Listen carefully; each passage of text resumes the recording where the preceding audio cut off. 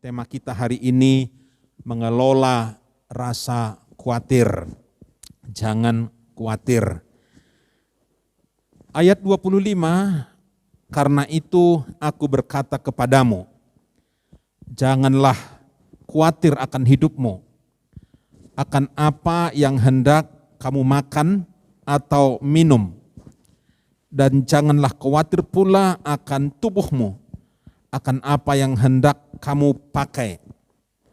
Ayat 27, siapakah di antara kamu yang karena kekhawatirannya dapat menambah sehasta saja pada jalan hidupnya.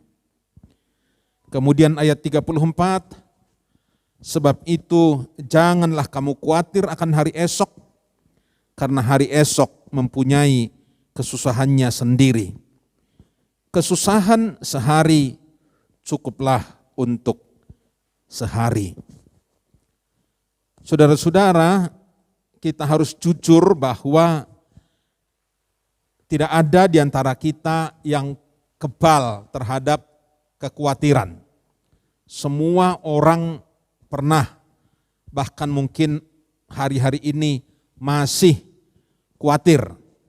Lanjut usia, setengah baya, pemuda, remaja, anak-anak, semua pernah dihinggapi oleh rasa khawatir. Kalaupun orang berkata, oh saya tidak khawatir, itu hanya sekedar menyangkal, enggak mengakui, saudara-saudara ya, mencoba menekan, mencoba untuk melupakan, padahal aslinya hatinya khawatir.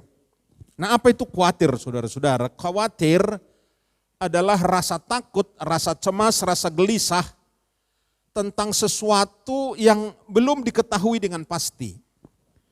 Belum pasti, tetapi sudah diliputi oleh kecemasan, ketakutan, oleh kekhawatiran, oleh rasa takut, oleh gelisah. Padahal belum menjadi kenyataan, baru kira-kira, baru menduga-duga, baru memprediksi, baru mengangan-angankan, tapi takutnya sudah luar biasa. Ya, banyak hal yang membuat kita khawatir di dalam kehidupan ini. Kita khawatir masa depan kita.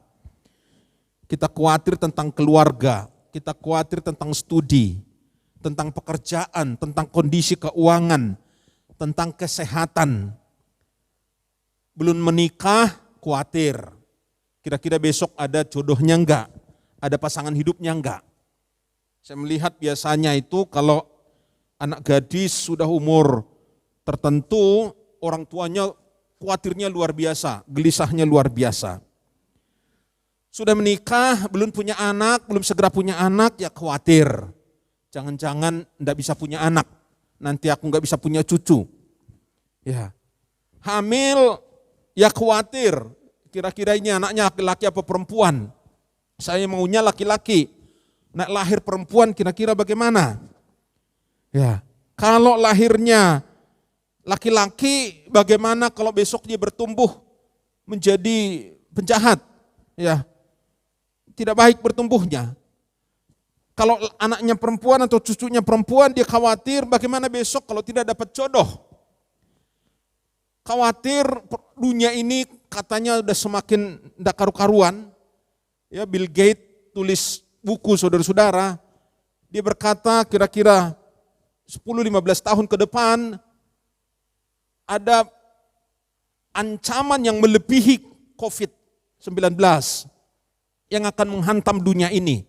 Lebih ganas, lebih kejam, lebih bahaya dibanding COVID-19. Itu buku belum apa-apa sudah larisnya luar biasa. Sampai Bill Gates berkata, supaya anak muda bisa membaca, mempersiapkan diri menghadapi situasi besok ini, maka dikasih secara gratis, boleh di-download. Saya belum tahu downloadnya di mana, saudara-saudara ya. Tetapi saudara sekalian, semua orang khawatir tentang hari esok. Ya, punya cucu khawatir, kira-kira bertumbuh sehat enggak. Jadi isinya penuh dengan kekhawatiran. Diberi khawatir, enggak diberi khawatir. Apapun tetap saja khawatir. Itulah perjalanan hidup manusia. Betul enggak? Halo? Betul enggak saya yang ngomongkan ini saudara? Siapapun kita, enggak ada satupun yang tidak khawatir. Semua diliputi oleh kekhawatiran. Padahal saudara-saudara, menurut data psikologi, 90% dari yang kita khawatirkan itu tidak pernah terjadi. Lalu kita berkata, loh tapi kan 10% ada toh Pak. Yang 90% mungkin tidak terjadi. Lah kalau yang 10% itu yang terjadi dalam hidup saya terus bagaimana? Waduh, repot lagi. Padahal biasanya itu kan para konselor mengungkapkan data itu untuk menghibur, menguatkan. Tidak usah khawatir, 90% yang kita khawatirkan itu tidak pernah menjadi kenyataan. Iya Pak, 90%. Lah yang 10% kan terjadi. Waduh. Terus pendeta bilang apa? Konselor bilang apa? Kalau sudah modelnya begini, saudara-saudara ya. Kita menakut-nakuti diri kita dengan, lah kalau yang 10% itu yang terjadi dalam hidup saya, terus saya harus bagaimana? Belum terjadi juga sudah ribut, sudah mengkhawatirkan sesuatu yang belum jelas, saudara-saudara sekalian. Orang khawatir itu cenderung bersifat negatif dan pesimis. Orang sepinter apapun, secerdas apapun, ya pinter dan cerdas kan beda ya. Sepinter apapun, secerdas apapun, tapi kalau dia selalu pesimis, selalu negatif, itu orang bikin repot itu di dunia ini. Enggak berguna orang seperti itu. Yang selalu pesimis, yang selalu negatif, menghadapi masa depan, yang selalu mengkhawatirkan, begitu banyak di dalam hidup ini, itu hidup orang itu merepotkan. Enggak berguna itu orang seperti itu. Saudara tahu perbedaan daripada orang pesimis dengan yang optimis, orang yang negatif dengan yang positif. Orang pesimis negatif itu selalu melihat kesulitan di dalam setiap kesempatan. Ya. Yang optimis, yang positif itu selalu melihat kesempatan di dalam kesulitan. Cuma dibalik kalimatnya. Orang negatif, orang pesimis selalu melihat kesulitan dalam setiap kesempatan. Ada kesempatan, tapi dia tidak melihat kesempatannya, melainkan cuma melihat kesulitannya. Waduh, sulit itu. Nah sebaliknya, orang yang positif, yang optimis, ada kesulitan, besar kesulitannya, tapi dia cari, ada enggak kesempatan di situ. Nah saya tidak tahu kita ini siapa. Kebiasaan kita tiap hari bagaimana. Kecenderungan kita seperti apa? Lihat kesempatan, tapi kita berkata, waduh susah itu, angel itu. Tidak berani saya. Atau ada kesulitan, tapi kita berkata, nah kelihatannya dari sisi ini, dari sudut ini ada kesempatan. Saya masuk, saya tangani. Itu tergantung mental kita loh saudara-saudara. Ya, ketika orang yang pesimis negatif melihat kesempatan, dia selalu berkata, waduh, udah bisa ini, sulit ini, wangel ini, tidak mampu saya, tidak biasa itu menghadapi hal seperti itu. Tetapi kalau orang optimis, dia akan berkata, wow, ini kesempatan ini. Belum tentu besok ada lagi, jarang-jarang ada kesempatan seperti ini. Temannya berkata, tapi susah itu, wangel itu, sulit itu. Penuh pengorbanan, penuh perjuangan. Tapi dia berkata, enggak, kalau saya dapatkan kesempatan itu hasilnya akan luar biasa. Ayo bantu saya. Saudara-saudara, ketika orang pesimis, orang negatif, mengalami hal-hal enak dalam hidupnya pun, dia akan berkata, jangan-jangan hal enak ini hanya sebentar. Pusing ya menghadapi orang seperti ini ya. Dia mengalami hal-hal yang indah, hal-hal enak, ada berkat-berkat, tapi dia berkata, jangan-jangan cuma sebentar, tidak terlalu lama berlangsung. Nah itulah kondisi manusia, itulah kondisi, saya pikir hampir semua kita seringkali menghadapi hal seperti itu. Nah kita akan melihat saudara-saudara hal apa saja yang biasa dikhawatirkan orang. Itu yang diungkapkan Yesus dari ayat-ayat yang saya sudah baca secara berlompat-lompat tadi, melompat-lompat secara acak itu. Ada 3 hal yang dikhawatirkan oleh manusia yang diungkapkan oleh Yesus dalam perikop ini. Yang pertama adalah kebutuhan hidup sehari-hari. Ayat 25 tadi berkata, janganlah khawatir akan hidupmu, akan apa yang akan kamu makan, apa yang akan kamu minum, dan janganlah khawatir pula akan tubuhmu, akan apa yang hendak kamu pakai. Itu adalah masalah sandang, pangan, dan papan. Ya, makanan, minuman, pakaian, tempat tinggal, itu yang seringkali kita khawatirkan. Kita sering khawatir tentang kebutuhan hidup sehari-hari. Kita khawatir tentang apa yang terjadi di masa depan.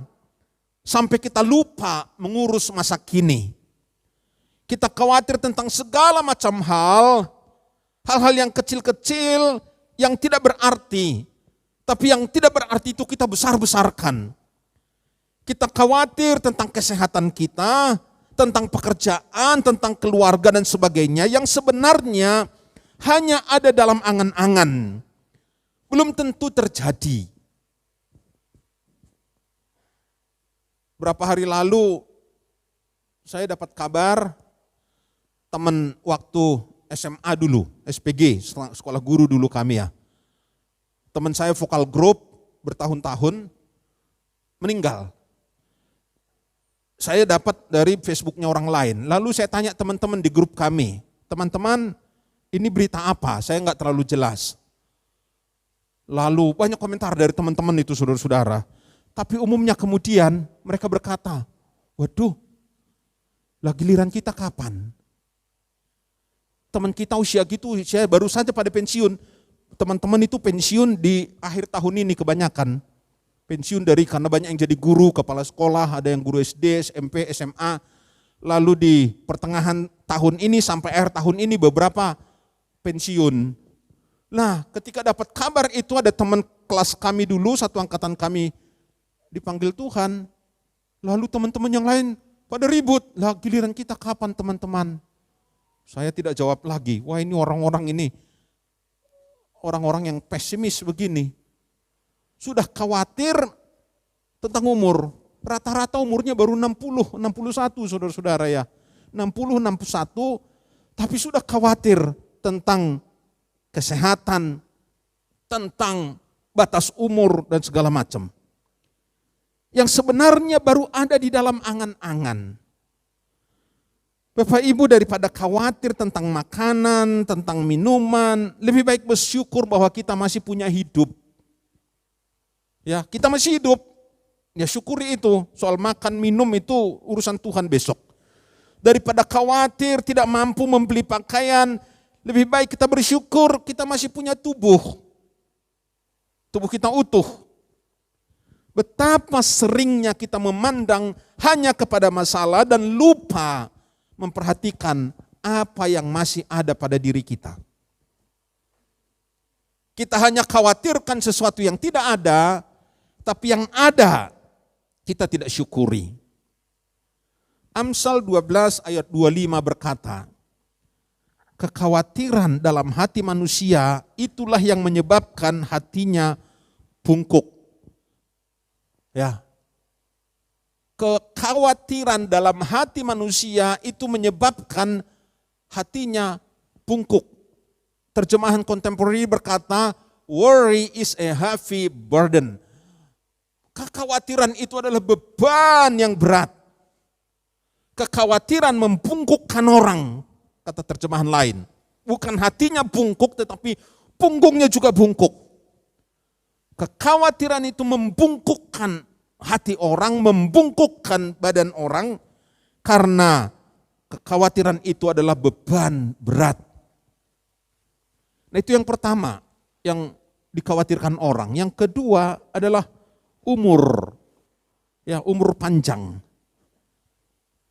Kalau kita mengucapkan selamat ulang tahun, kita berkata panjang umurnya. Kalau kita nyanyi, tiap minggu kita nyanyi di sini, panjang umurnya. Walaupun majelis kalau mau pengumuman itu bergumul dengan lagu itu. Karena khawatir nggak bisa nyanyi gitu ya.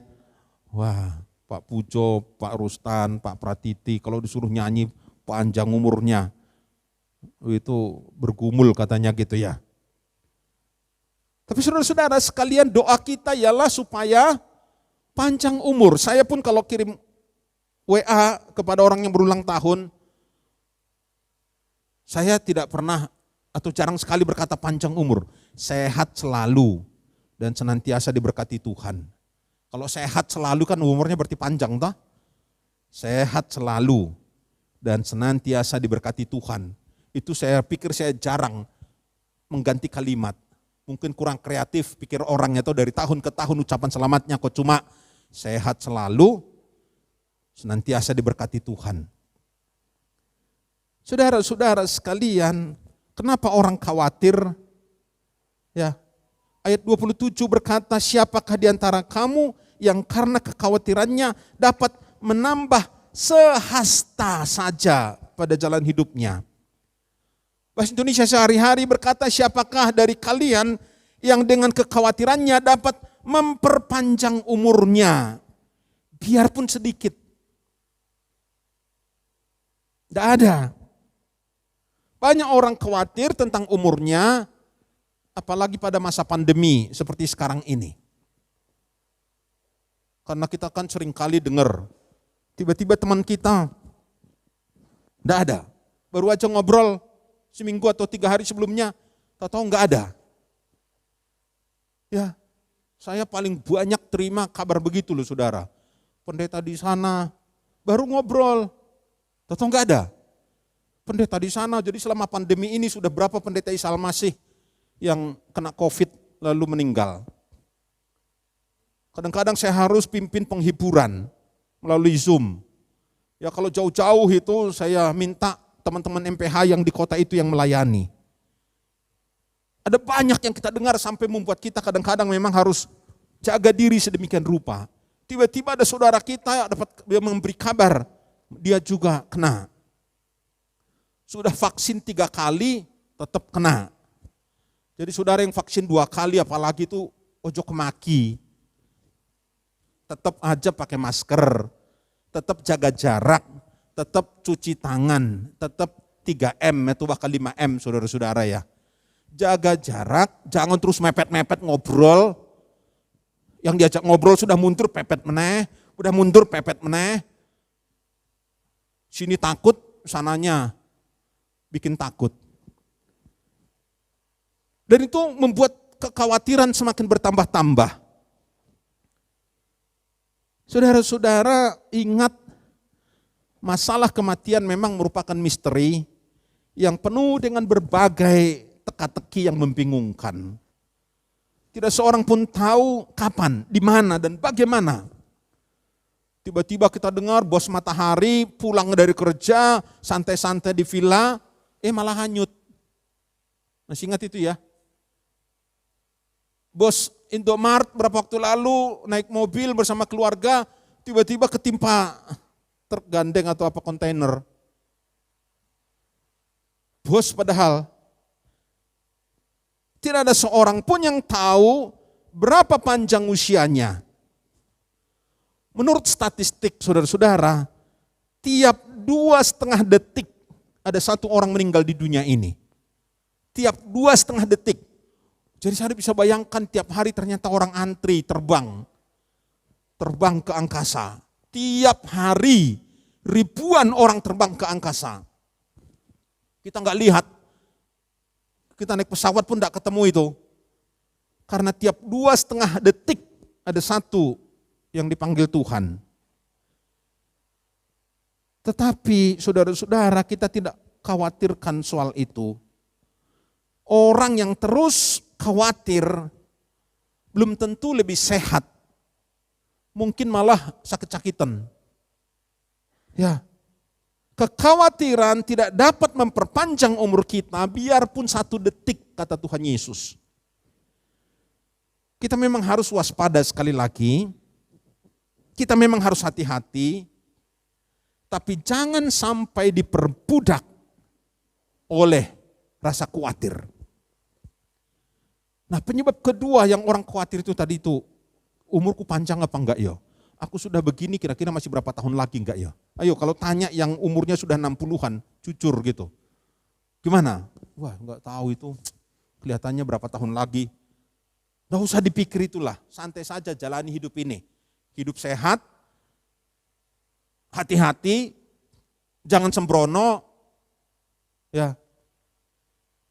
Makan ya secukupnya, jangan kemudian diet gitu sampai kekurangan garam. Ada orang saking dietnya lalu kekurangan garam, masuk rumah sakit. Loh garam, wah kok iso kekurangan itu bagaimana? Kenapa sampai kekurangan garam? Terlalu khawatir. Darah tinggi gimana? Lalu nggak makan garam. Lah secukupnya kan nggak apa-apa tuh ya. Karena terlalu diet, saking khawatirnya, lalu kekurangan garam malah sakit. Ada karak di otak katanya gitu. Saudara-saudara, Yesus berkata, jangan terlalu mikir hari esok. Maksudnya itu tentang umurmu. Kalau kamu khawatir nggak bisa memperpanjang 1 detik pun, adakah di antara kamu yang mampu menambah sedikit saja memperpanjang umur? Nggak bisa. Tapi kan Tuhan pelihara kita. Mari bercita-cita, mari mendambakan bahwa umur kita di atas 80 tahun. Amin. Tapi sekali lagi ojo sembrono, makan sembarangan, kurang tidur ya apa-apa gitu. Tetap tertib, teratur, sehat. Nah yang ketiga saudara-saudara, apa yang dikhawatirkan orang itu masa depan. Ayat 34, Yesus berkata, sebab itu janganlah kamu khawatir akan hari besok. Karena hari besok punya kesusahannya sendiri. Kesusahan hari ini, kesusahan sehari, cukuplah untuk sehari. Terjemahan Bahasa Indonesia sehari-hari berkata, hari ini sudah cukup kesusahannya, tidak usah ditambah lagi. Ya. Hari ini sudah cukup kesusahannya, tidak usah ditambah lagi. Bahasa Jawa menarik lagi saudara-saudara. Yang terjemahan 94. Ngerasakake karepotane dino saiki wae wes abot. Ojo ditambahi apa? Karepotane dino sesuk. Karepotane dino iki wis abot. Oh jembok tambahi meneh karepotane sesuk. Hari ini sudah cukup kesusahannya. Tidak usah ditambahi lagi. Wah, bahasa Toba juga menarik saudara-saudara. Saedo molo masih porsan hasusaan nabe akaari. Sari. Ari itu hari. Ya. Jadi saedo molo masih porsan hasusaan nabe akahari. Udah cukup lah. Kalau masing-masing hari itu pikul bebannya sendiri-sendiri gitu loh. Masing-masing hari pikul bebannya sendiri. Jangan suruh esok memikul beban hari ini. Atau hari ini suruh pikul beban besok.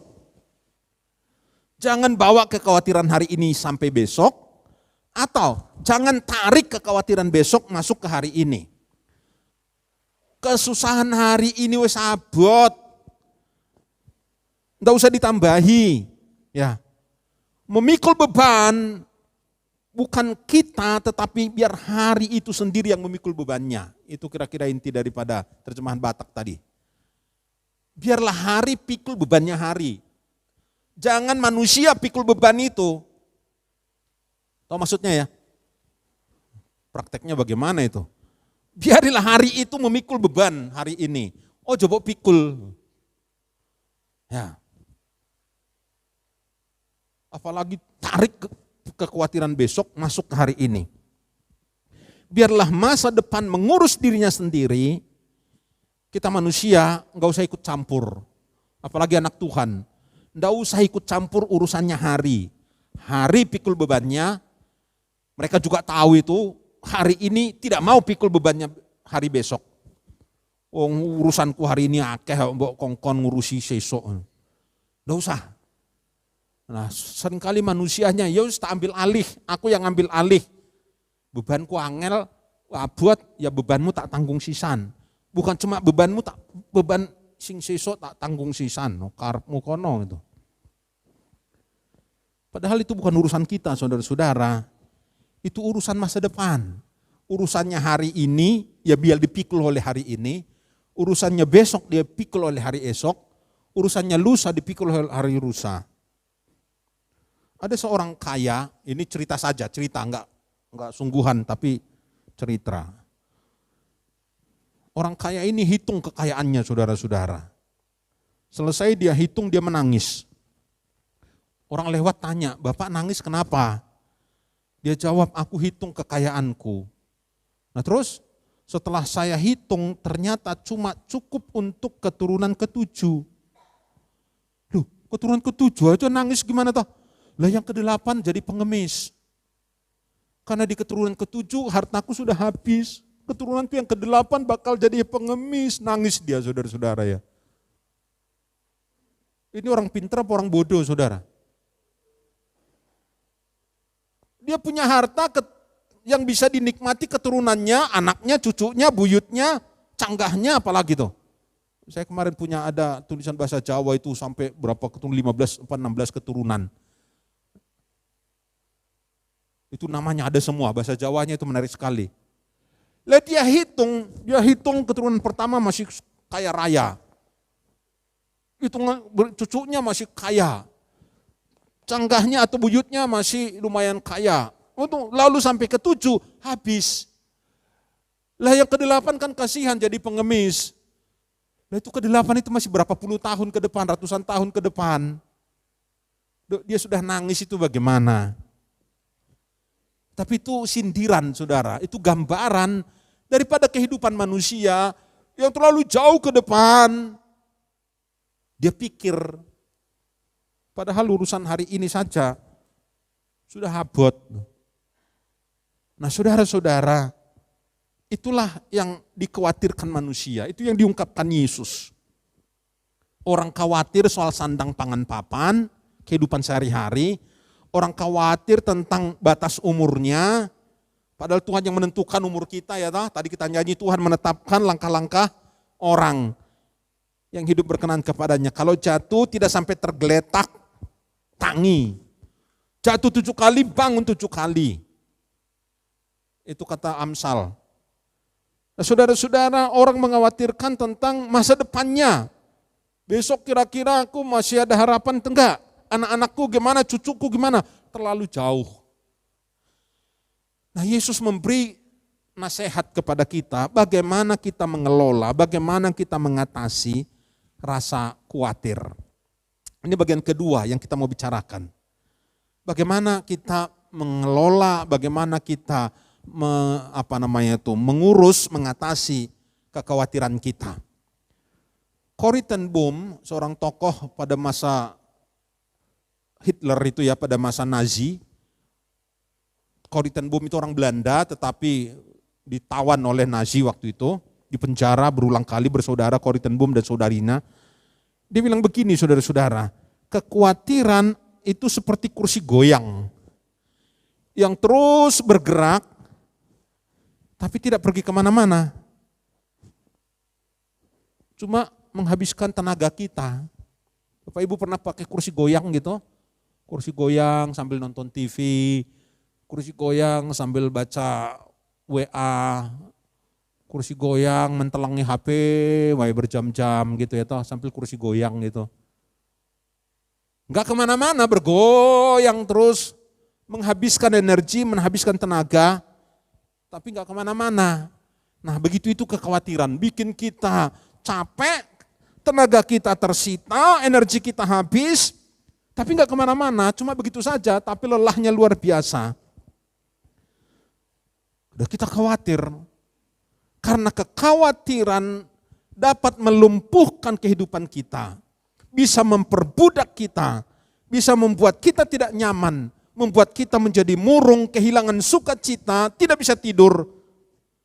Maka harus diatasi saudara-saudara. Harus ditanggulangi, harus dikelola dengan baik. Bagaimana caranya? Ingatlah bahwa kita punya Bapa yang baik dan murah hati. Cara mengatasi kekhawatiran pertama-tama ialah ingat bahwa kita ini punya Bapa. Ayat 26 berkata, pandanglah burung-burung di udara. Ya, burung gagak. Terjemahan Lukas berkata, pandanglah burung-burung di langit yang tidak menabur dan tidak menuai dan tidak mengumpulkan bekal dalam lumbung. Namun diberi makan oleh Bapamu. Bapamu yang di sorga. Bukankah kamu jauh melebihi burung-burung itu?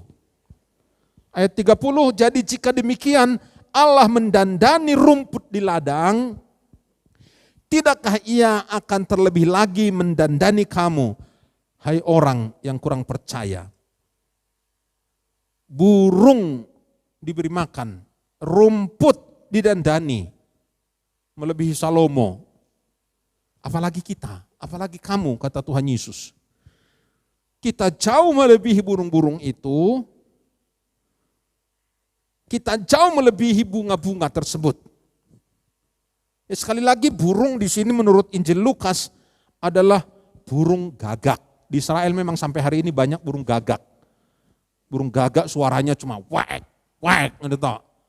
Saya lihat berapa kali burung gagak paling banyak itu satu di Israel, lalu satunya di Yangon, Myanmar. Di Myanmar juga banyak sekali burung gagak.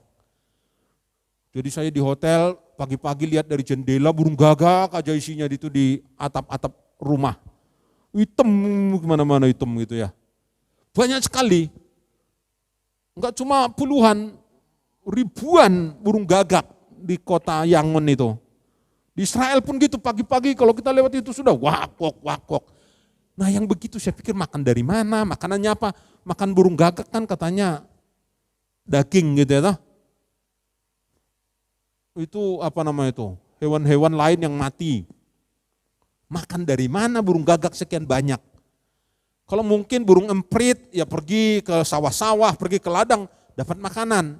Pergi ke rumput-rumputan itu dapat makanan. Nah ini burung gagak dapat makan dari mana? Begini banyak ini. Tapi Yesus berkata burung gagak yang begitu sudah jelek, suaranya cuma satu macam itu enggak menarik berblas. Masa ada orang pelihara, hobimu apa? Pelihara burung gagak. Hobimu apa? Tarung burung gagak, lomba burung gagak. Enggak ada. Lovebird gitu ya toh. Burung gagak kok ditarungkan, enggak ada. Burung gagak itu enggak menarik sama sekali. Tapi Yesus berkata, burung gagak yang begitu saja diberi makan oleh Bapamu yang di sorga itu. Bunga bakung itu kemungkinan adalah bunga anemone yang banyak sekali di lereng gunung pada bulan Februari dan Maret di Palestina. Warnanya ungu, makanya disamakan dengan pakaian raja. Raja kan rata-rata pakaiannya ungu. Itu pakaian kebesaran. Ungu, pakaian jubah kerajaan, tapi dikatakan bunga bakung yang di lembah itu, bunga anemone itu yang cuma tumbuh pada bulan Februari dan Maret, setahun sekali saja, itu didandani Bapamu sedemikian cantik. Jauh lebih cantik dibanding jubahnya Salomo. Saudara-saudara, sebagai anak-anak Allah, hidupmu, hidupku, kita ini jauh lebih penting, jauh lebih berharga dibanding burung gagak, dibanding bunga bakung. Jika Tuhan sedemikian rupa memelihara burung dan rumput yang tidak terlalu berharga, pastilah Dia akan melimpahi kita dengan sandang, pangan, dan papan. Pastilah Dia melimpahi kita dengan umur panjang.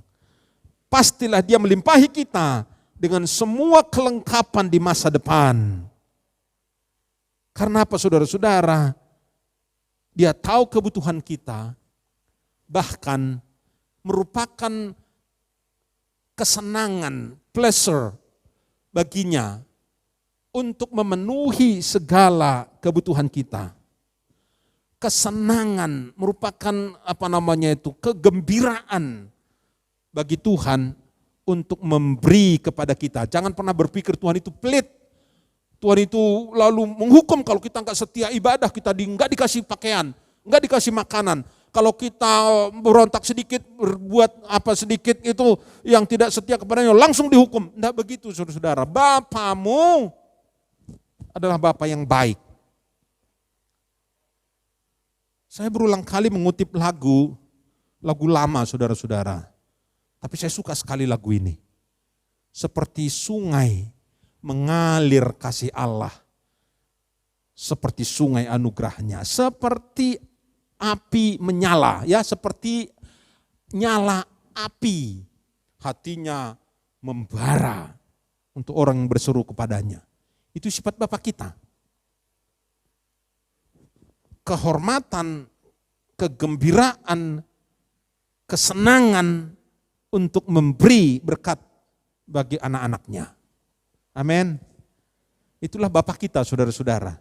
Bapa yang baik, bukan Bapa yang menghukum, bukan Bapa yang menindas, bukan Bapa yang menjatuhkan kepada kita penalti, tetapi Bapa yang memelihara kita melebihi burung gagak, yang mendandani kita melebihi bunga-bunga di padang. Itu yang pertama, ingat Bapamu itu kayak begitu loh saudara. Ya, kasihnya lebih besar daripada kegagalan kita. Kasihnya lebih besar daripada dosa kita. Kasihnya lebih besar daripada segala ketidaksetiaan kita.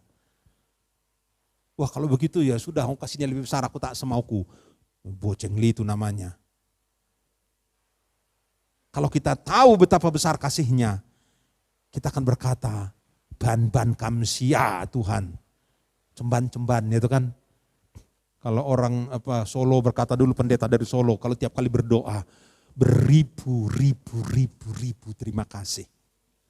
Ada Pak Widodo dulu namanya, Tri Widodo, pendeta, itu sahabatnya Pak Setiawan, temannya Pak Rustan itu ya. Kalau dia doa, selalu dia mulai beribu-ribu terima kasih. Ya. Kalau Chinese kan ban kamsia. Puluhan. Cemban itu ya toh? Ban kamsia. Kalau orang Solo beribu-ribu terima kasih. Kalau nyanyian kita 10,000 reason ya toh? 10,000 ini berapa? 10.000.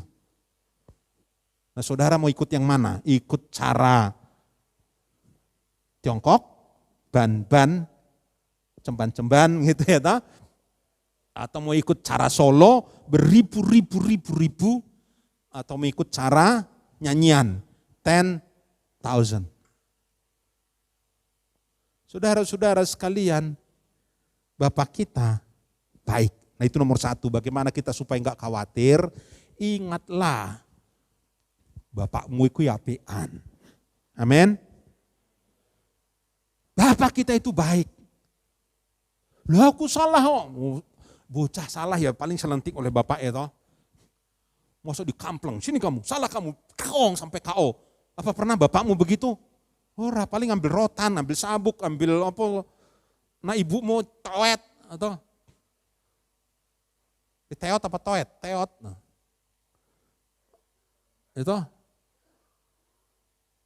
Itu kalau ada yang pinter itu bahasa Jawa kan macam-macam. Dijiwit, dijewer, jiwit, jewer, cetot, terus macam-macam lagi tuh ya. Ada tingkatan itu. Paling begitu loh saudara-saudara. Tapi enggak mau bilang berkata pecat. Enggak ada. Sabet, sikat, pateni. Enggak. Bapak kita itu baik sekali. Pegang itu, yakini itu. Yang kedua, perbesar imanmu. Ayat 30 bagian B, tidakkah ia akan terlebih lagi mendandani kamu, hai orang yang kurang percaya.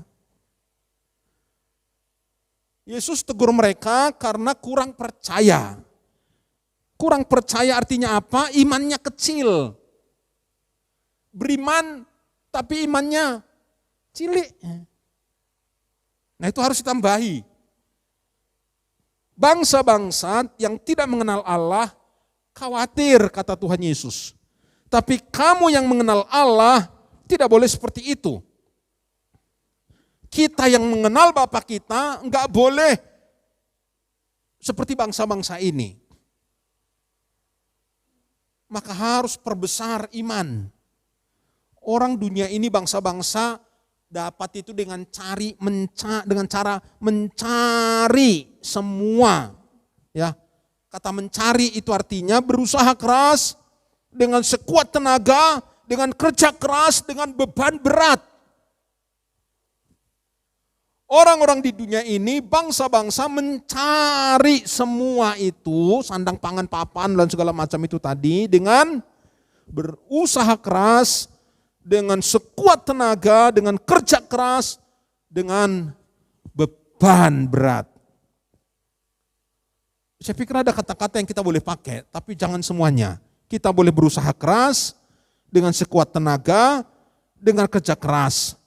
Tapi enggak usah pakai beban berat. Bedanya di situ saudara-saudara. Orang dunia ini hanya mencari dengan cara berusaha keras, sekuat tenaga, kerja keras, lalu disertai dengan beban yang berat. Kalau kita dengan iman, sekali lagi, kita memang harus juga kerja keras, sekuat tenaga, kita harus kerja keras, tetapi enggak usah pakai beban, pakai iman. Tahu bedanya ya? Jangan malas-malasan. Loh, sesuk kan teko dewe, berkatnya kan mengalir. Loh, orang mbok cari mengalir bagaimana? Tapi ada yang kerja keras mati-matian, waduh sampai leta-lete itu keselen. Wes, tengar-tenger. Tetapi dia nggak tahu caranya bagaimana. Harus dengan iman, bukan dengan beban. Tambahkan imanmu, kata Tuhan. Hai kamu yang imannya kurang. Ketika kita tidak memiliki apapun selain Tuhan, itu sudah cukup bagi kita karena memang hanya Dia yang kita perlukan dan Dia jaminan kita. Kita akan selalu mengalami kesulitan jika kita berusaha mengatasi masalah hidup kita tanpa Tuhan. Maka carilah Dia dengan segenap hati. Ya, tapi ya jangan golek perkara dewe. Ciptakan beban sendiri, karena ada yang ciptakan beban sendiri toh. Pengen iki tuku, pengen iki tuku, pengen iki tuku. Loh kok tuku terus? Gampang kok Pak Nopo, kredit card. Orang bayar kok kredit card toh. Lah kredit cardmu memang orang bayar apa piye? Wah itu golek perkara dewe, golek beban dewe, menciptakan beban sendiri. Biar waktunya bayar leta-lete, bingung. Pelengah-pelengoh, kudu piye, salahmu dewe gitu. Sewajarnya lah. Ya, sewajarnya. Pakaian yang penting pantes, ya toh, anget. Ya. Ini jas saya tahun piro iki ya? Orang tahunnya, tapi suwi banget. Masih saya pakai sampai hari ini. Dulu gede, saya iki sore-sore kancing. Ya toh? Loh. Masih saya pakai, naik kancing begini sesek banget. Dulu enak. Santai aja. Pak Gembala, Pak Sekum, kemana-mana itu saya bawa ini. Jadi saya kalau habis pendeta pakai ini saya. Mau di Jakarta, mau di Bandung, mau di Surabaya, bahkan sampai ke luar negeri. Ya pakai ini saya. Bikinannya Klaten, made in Klaten. Loh, beneran bikinan Klaten ini. Ada tulisan di sini. Nora percayanya, woconen.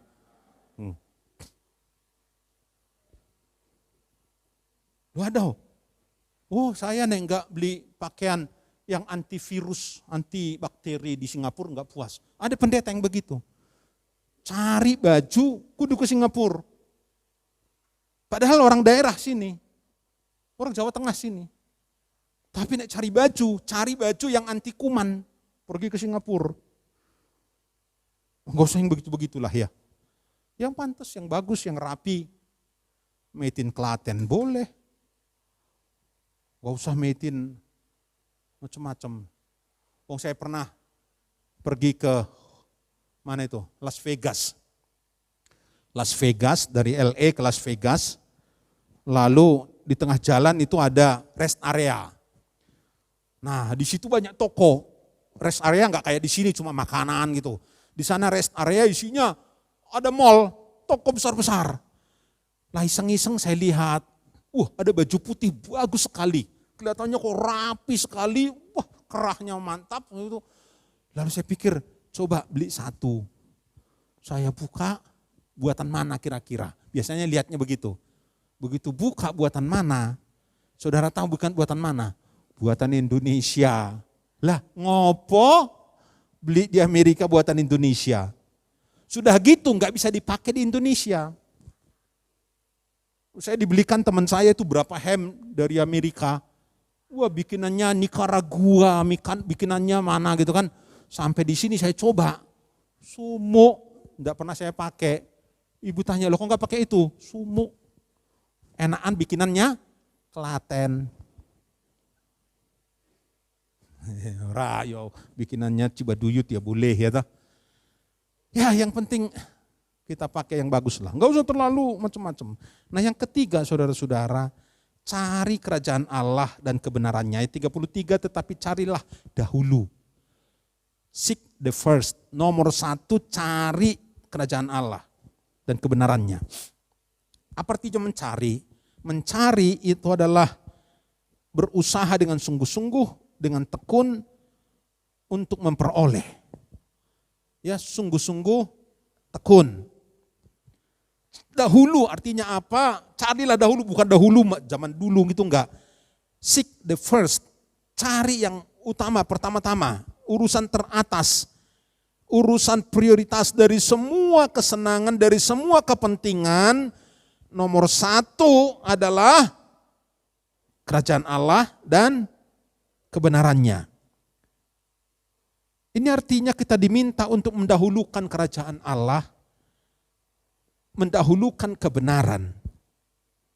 Prioritas utama kita dalam hidup ini haruslah mencari kerajaan Allah dan kebenaran Allah. Kerajaan Allah itu apa? Ialah mengizinkan Allah, merelakan Dia memerintah hidup kita. Itu artinya kerajaan Allah. Dan kerajaan itu pemerintah. Ya, kerajaan itu berarti memberikan perintah.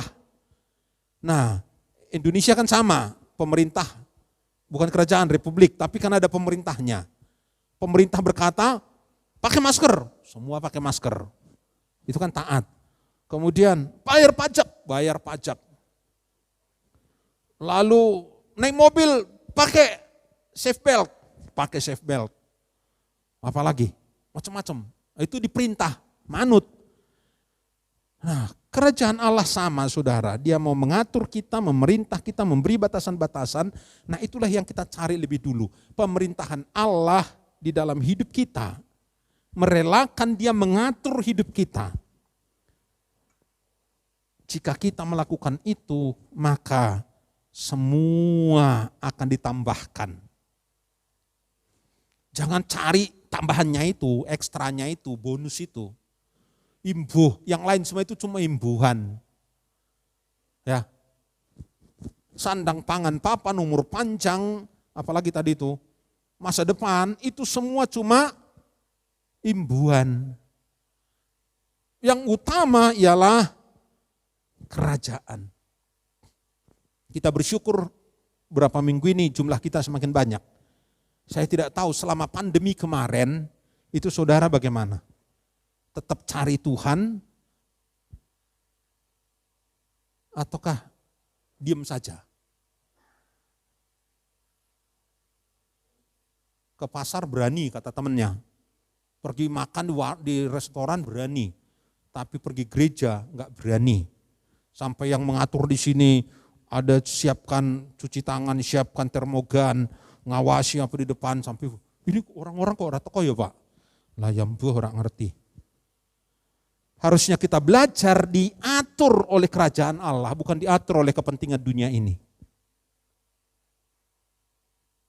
Maka semua akan ditambahkan. Kita berpikir, Tuhan, aku sudah berdoa, aku sudah minta kepada Tuhan, tapi kok enggak ada.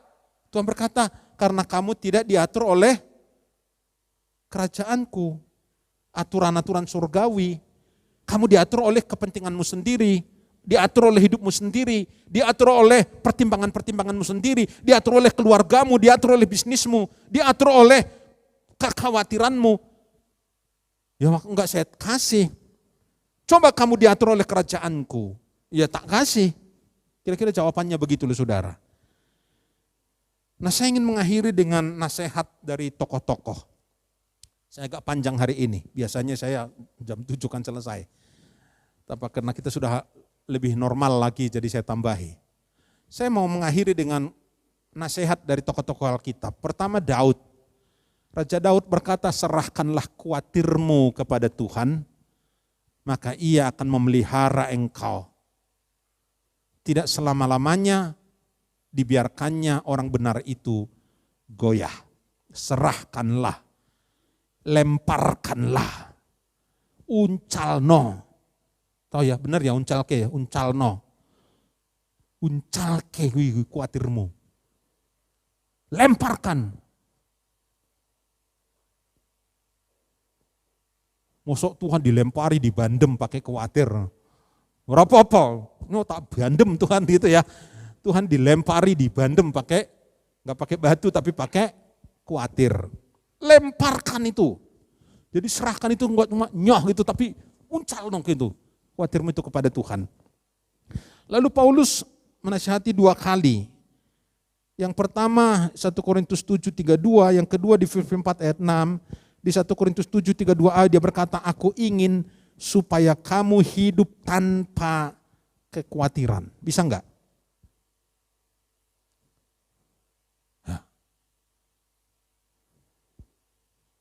Aku pingin, kata Paulus, supaya kamu hidup tanpa kekhawatiran. Wah, buat ini angel ini. Mosok ora iso tanpa kekhawatiran. Ora ono to, Pak. Hah? Saya urip, Pak. Tapi Paulus bilang begitu. Ini sembarang ngomong apa piye to Rasul Paulus ini? Ngomong saenake, sakarpe dhewe, ora mikir. Aku ingin supaya kamu hidup tanpa kekhawatiran. Bisa enggak? Enggak bisa ya? Amin ya? Amin Paulus apa amin omongan saya? Bahwa kita tidak bisa hidup tanpa khawatir. Setuju Paulus apa setuju saya? Tapi bisa praktek. Hidup tanpa khawatir. Ya, renungkan. Besok Rebu kita diskusi itu soal itu. Lalu di Filipi pasal 4 ayat 6 dia berkata, janganlah hendaknya kamu khawatir tentang apapun juga. Tetapi nyatakanlah dalam segala hal keinginanmu kepada Allah dalam doa dan permohonan dengan ucapan syukur. Doa sungguh bukan cuma Tuhan, gitu Tuhan. Sembuhlah ya Allah gitu. Enggak cuma begitu. Nyatakan segala permohonanmu, keinginanmu dengan doa sungguhan. Bukan iseng, bukan asal pokoknya ada keinginanku begitu. Ya Tuhan tahulah. Berkati ya Tuhan gitu toh. Sembayang tenanan, sembayang. Sembah dia, sujud di hadapannya, minta tenanan. Ada permohonan. Nah, barulah Tuhan akan berikan semua. Terakhir Petrus berkata begini, saudara. Ini orang-orang besar semua ini. Daud, Paulus, Petrus. Serahkanlah segala kekhawatiranmu kepadanya, sebab dia akan memelihara kamu. Sebab dia yang memelihara kamu.